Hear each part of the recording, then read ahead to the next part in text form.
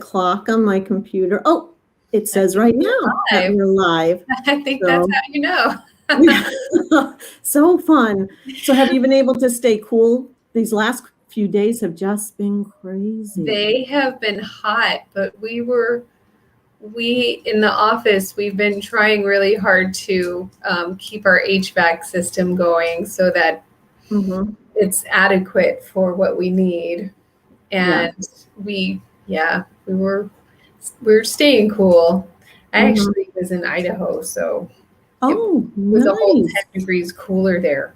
Only 95 as opposed to 100. Yeah, what about you? So at work, we have air conditioning in all our buildings. So that was nice. At home, we do not. So yeah, really a strong reason to go to work. Yes. So true. So true. We've been getting that from our staff too. They're like, "Oh, there's air conditioning here. I'll go in." Yeah, let's stay and hang out. So. Definitely. Yeah, let's stay late tonight. For sure. Oh my gosh. So I guess we can get started, and then we can just backtrack if we need to. So good afternoon, everyone. We're coming live to you on Facebook this afternoon. I'm Alicia Skelly from Holly Ridge Center. I'm the Infant and Toddler Program Director. And with me this afternoon, I have Jessica Aubin. Yeah, I'm Jessica Aubin, and I'm the owner of the Aubin Aphasia Speech and Language Center in Bainbridge Island, and we work with adults and children of all ages and across a variety of speech and language impairments.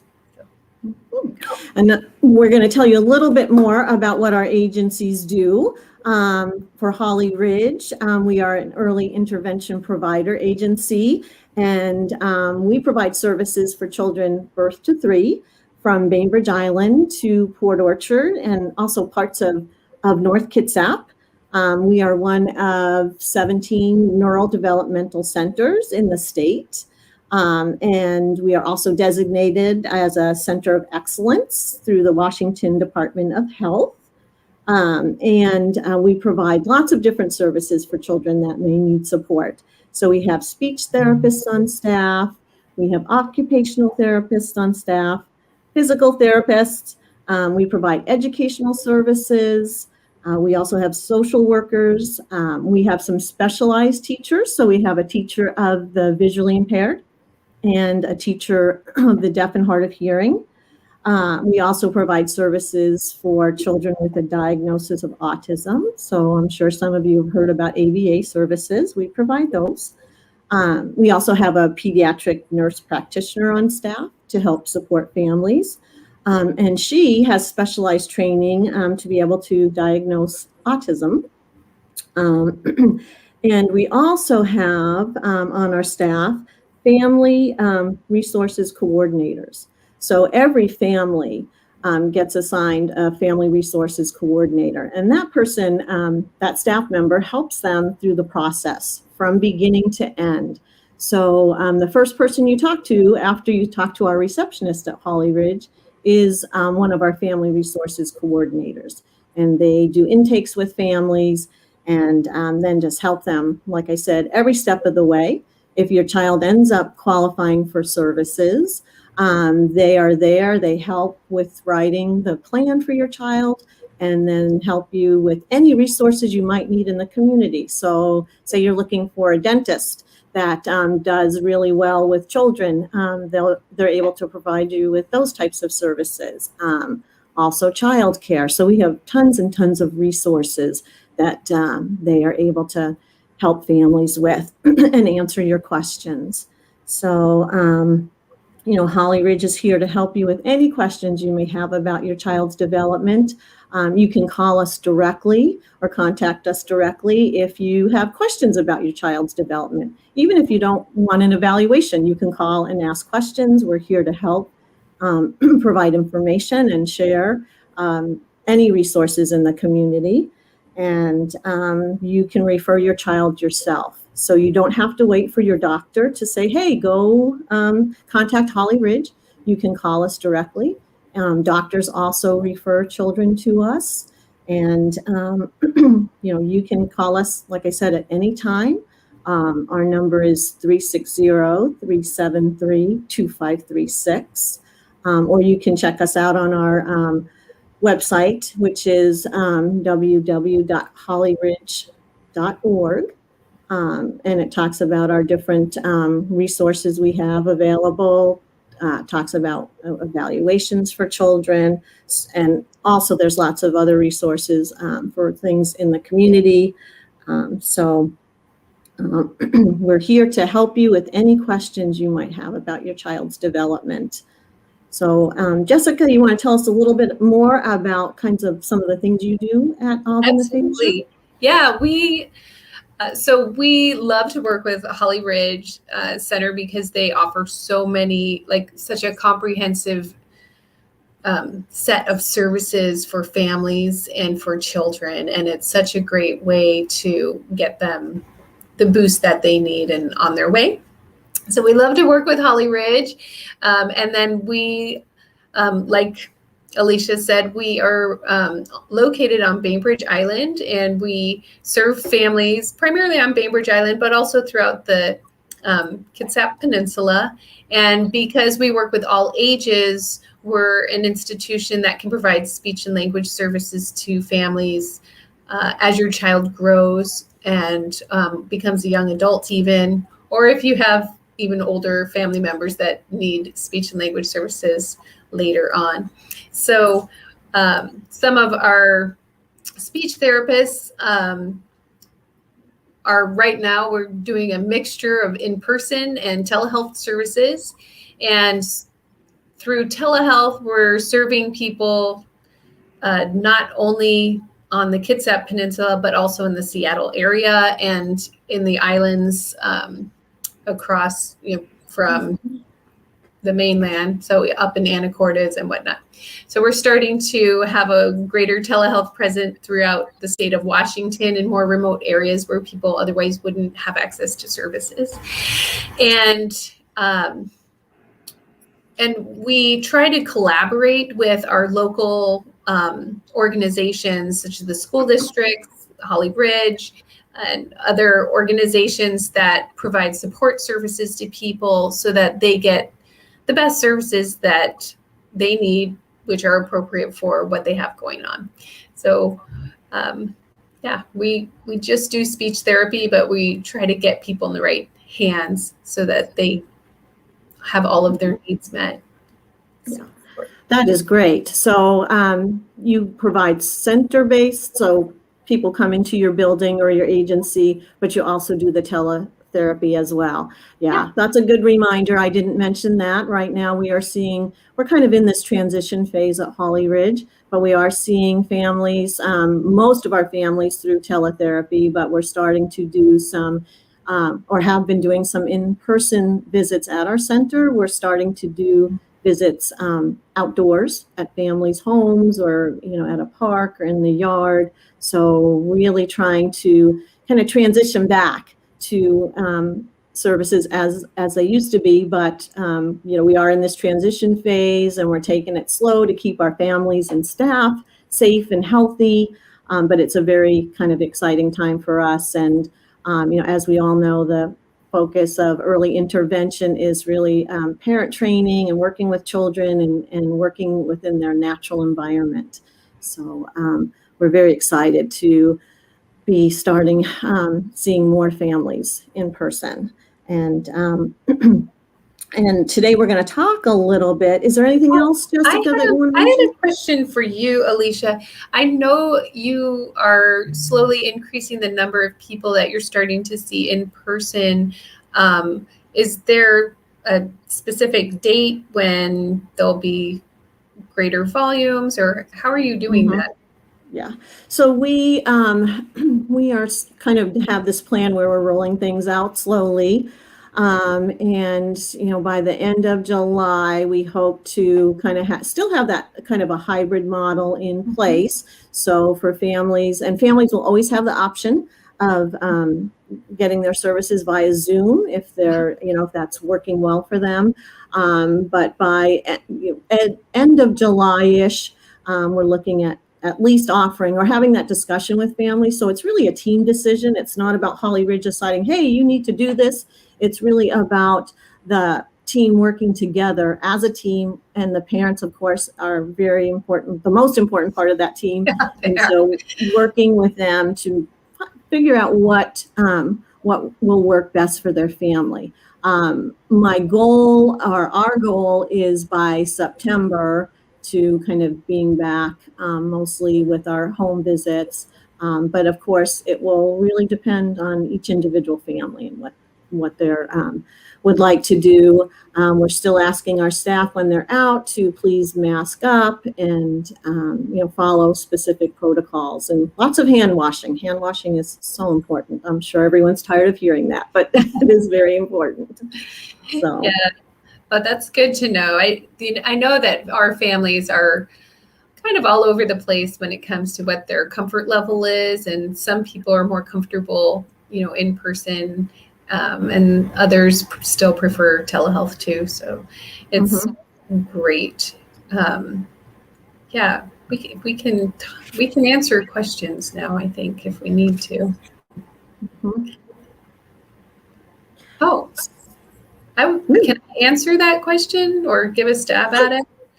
So the question is, how successful is speech therapy for Zoom for a 2-year-old? And I would say that it depends a lot on what is happening with that 2-year-old. It absolutely depends on what the core issues are. And it also depends on, it depends a little bit on a parent's ability to, get kind of coached up by a therapist. The therapist's ability to coach a parent, and a parent's ability to implement the coaching that's been given. Because when you're working with a 2-year-old, obviously at that point, if you're not physically with the therapist, then the therapist is there to be your guide, and then the parent has to be kind of the hands and eyes and ears, and make changes and modifications in home. So I've seen it be very successful, especially with therapists who are trained in the Hanan model of parent coaching. But it absolutely can work out really well. And I know toddlers are really busy and they're kind of all over the place, but that's part of the coaching that happens. Part of the goal of teletherapy with a toddler is to teach the parent how to be the therapist, and to look for those incidental teaching moments at home where you can, implement the goals of therapy on a regular and consistent basis in a home environment. So some strategies that might help would include structuring your home. So the therapist might make recommendations about maybe how to store toys, or where to store toys, or how to set up your home environment so that it's conducive to learning. And therapists might also make recommendations about what to look for, how to model words and shape language. And they might even make recommendations about which toys to pull out and when. So setting up a structured playtime every day with specific targets and toys, and coaching parents up in those ways. So I'm not sure if I completely answered that question. I'm certainly happy to talk about it more, but Alicia, would you have anything to add to that? Yeah, I would just jump in a little bit. I totally agree with Jessica, and it's not about your child engaging in a screen per se. It's really about coaching the parent, and we've been very successful at Holly Ridge. Our therapists are feeling very successful that children have made good gains. Every once in a while, it's not an exact perfect fit, but for the majority throughout this last 15 months,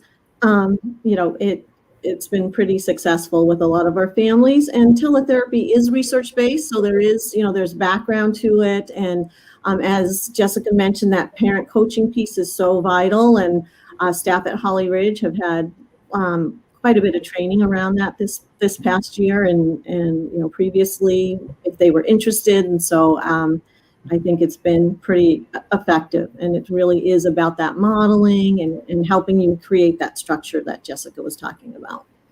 Yeah. And I would say too that sometimes there are certain conditions that are easier to work with in person. And so it kind of depends on what your child has going on. If they have a condition, I always think of kids who have apraxia of speech sometimes need physical prompts and cues. And it helps sometimes to model that in person, but it certainly can be done over telehealth too. That's not a deal breaker. There's some, but for the most part. And I would say if you're out there listening and you have questions, it could be about anything, and we'll do our best to answer. And if we don't have the answer, we'll find some resources for you that to get you that answer. So so glad if you're joining us today. If you've just jumped on, again, I'm Alicia Skelly. I'm the Infant and Toddler Program Director at Holly Ridge Center, and we serve children birth to 3 and provide a myriad of services. One thing I didn't mention is that our children have to qualify for our services. So there are evaluations that are required to then receive those services. But we're available to answer any questions and help parents in any way we can. Yeah. And I have with me today Jessica. Jessica Aubin from the Aubin Aphasia Speech and Language Center on Bainbridge Island. And we provide exclusively speech and language services across the lifespan. So from little ones all the way up to 102. Sorry, we just do speech therapy, whereas Holly Ridge is such a great kind of comprehensive global set of services. I mean, they really have you covered for those when you're just starting out and things aren't going the way that you thought that they would go. Holly Ridge is definitely there for you. Yeah. We are. We work with children, again, from birth to 3. So babies, we see lots of babies, and so fun. And so just help you kind of learn how to help your child, really. And Alicia, I don't know about you, but we often get referrals from families who aren't sure if things are going like the way that they should be going or not. And I imagine you get a lot of referrals to do evaluations on babies that there's a question mark, like, is this normal or not normal? Yeah. How do you guys handle that? So typically we do an intake kind of and talk with the family about kind of questions they might have, concerns they have, what are their primary concerns, and then do a little questionnaire that helps us determine, do we need to look further and have a further evaluation? But parents, even if we said, right now, I don't think you need an evaluation, if the family said, we would really like one, or we still would like to know, we are happy to do those evaluations, and we will do those evaluations. And typically we would have 2 providers that would participate in an evaluation and, talk with you and gather information about your child, observe your child. So babies don't do a whole lot sometimes when they're itty bitty, but, observing and kind of getting your input and kind of seeing what are your concerns? What are you thinking that's happening that may not be what you think should be happening, and really kind of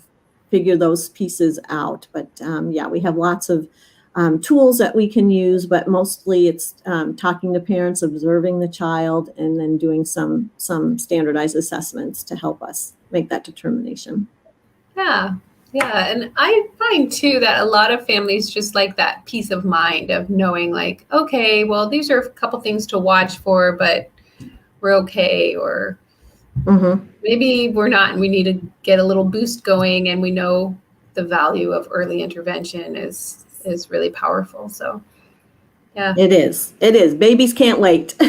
So that's kind of our tagline. Babies can't wait. But yes, we are here to help. And sometimes we will get a referral from a physician because a baby's born prematurely or very early. And so we're there to help and support. And initially, there may not be any significant concerns, but it's like, okay, we're here for you. So parents can choose to say, yeah, we'll access some services, and it might be someone coming in once a month to answer questions, help you with things that are going on, or it could be, let's check back with you in a few months, depending on parents and families' preferences around that. That's so great. Mm-hmm. I love it. Well, we were going to talk a little bit today about some of the resources that are available for families in our areas to do fun things with their kids and get out and enjoy the summer. I mean, it's so wonderful that the weather's nice and people don't have to be cooped up in their houses anymore. Feel like we're kind of in a good spot. So we thought we were going to share some resources about fun activities for little ones and older kids too, and places that they can go this summer, do some fun things. Mm-hmm. And, it's so important, the power of play, right, for any child, but even between birth and 3 years old, it's so important. Children can develop so many skills through play. And that's how we do a lot of the services we provide at Holly Ridge. If you were to just be an outsider looking in, you're like, oh, they're just playing with that child. But there's a lot of things that go into that. But play and going to playgrounds and being outdoors, there are so many skills that children develop through exploration and play. And so, playing at a park or even just outside in your yard can help develop so many skills. Just, for example, motor skills. So running, jumping, climbing at playgrounds that have little apparatus that kiddos can play on, developing those gross motor skills. Also, language. Language happens all the time. And being out in the playground or a park, labeling things, talking about what you're doing as you're doing it with your child, and encouraging them. Just so many different ways to develop all the different skills, and some concept development. So running fast, running slow, or walking slow. Sorry, you wouldn't exactly run slow. Run fast or slow. Yes. And concepts like big and little, or going over something or under something. So just lots of fun things you can do. And in our community or communities, we have a couple of accessible playgrounds. So one is in Bremerton. So the Evergreen Rotary Park just has lots of fun equipment that children of all ages and abilities can play on and climb on and do different things. And then I think, Jessica's there. We have Owens Park on Bainbridge Island, which has a sensory playground and some adaptive equipment for children who need a little extra, core support when they're on a swing or whatnot. And I think, Alicia, aren't they building another playground in Paulsbo? Mm-hmm. Yes, yeah. Right now they're in the fundraising phase, I believe. I watched a little Zoom thing a couple months ago, but Rab Park in Paulsbo is they're looking at putting in an accessible playground there. So exciting! It's such a great little location. So, that's one. And then is there another? So Kids Discovery Museum for little ones, or that's probably for all ages on Bainbridge Island. Yes. They have an outdoor playground, and we'll be posting a list of parks with different playgrounds and then some activities you can do. So just some other places that are fun. Alicia, I don't know if I don't remember if we listed this, but doesn't the Paulsbo Aquarium have a touching, like a pool where you can stick your finger in the water and touch the starfish and the sea cucumber, and I think kids love that stuff. And I think they're open. Aren't they open? Yes. Yes, Yeah. I believe they are open. So, Yeah, that's yeah. another really fun one with kids, maybe a little older than, well, the 2 and 3, they'd still like Yeah. that. Yes. And if memory serves me, they have platforms that you might be able to climb Yeah. up on so they can see in and look. And for a child that age, sometimes touching is not a thing they want to do, but mom or dad holding them Sometimes and it's the only looking. thing they want to do. Yes. That's very true. Yeah. But mom and dad looking and modeling, oh, you have to touch it gently, different things like that. And there's some other places. So there's the Imagination Station Enrichment Center, which is in Port Orchard. Ahoy Kitsap is a fun place. My understanding now, this may change, so this may be old information, but right now they're kind of taking reservations of groups of people so that it's not just open, although today's the day when a lot of things are going to change, right? The governor has opened some things up, so that may change. Some other things for toddlers and preschoolers are Paulsbo Park and Recreation. They have a parent and tot like gymnastics class. So for your 18-month-old up to 3-year-olds, and they have a tumbling tots class. So for your 3 and 4-year-olds, and something called Little Ninjas for your 3 to 5-year-olds. So very fun. And then the Bremerton YMCA has some swimming classes and different things. So there's parent-child swim. Then there's lessons you can put your child in. And also the Bainbridge Island Aquatic Center also has swim lessons. Same setup, I think, where you can do it by age category with parents or with an instructor if your child's a little bit older. Yeah, or keep going.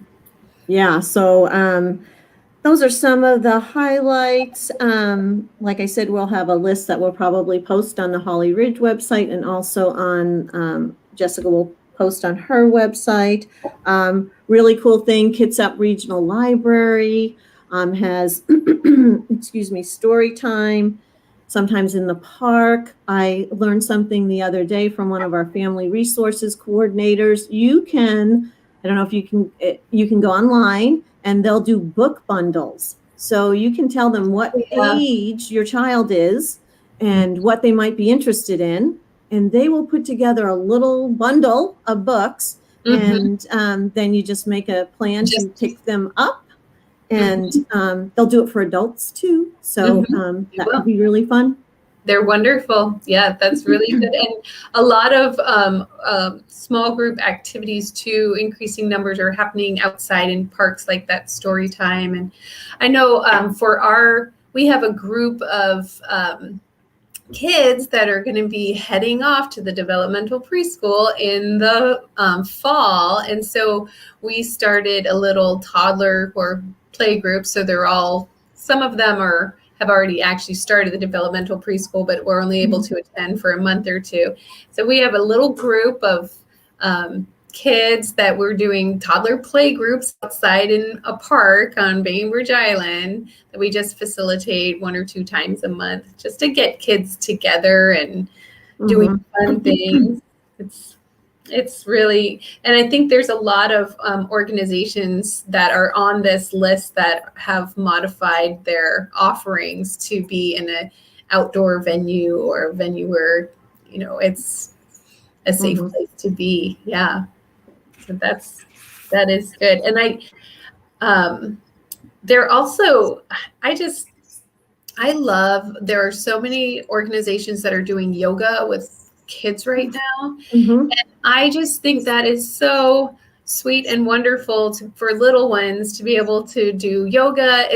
They aren't necessarily long sessions, but it's long enough that they can kind of get the concept of, self-care and mindfulness and moving their bodies and following directions. And it's a fun activity for them. So there's, at the Delu Center and Ladybug Yoga, those are some things definitely to check out. I think those are on our list too, right?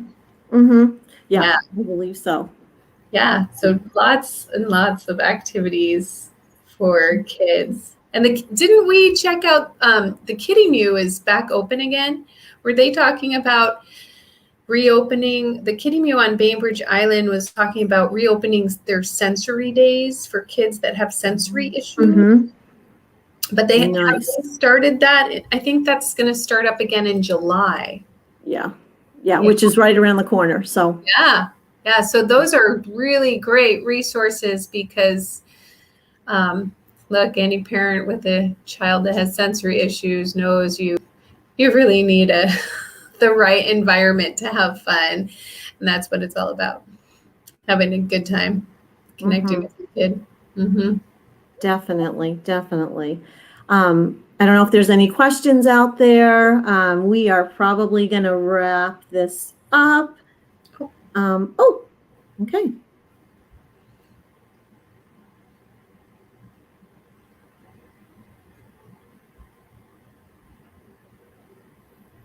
Oh, yeah. Yes, the third child.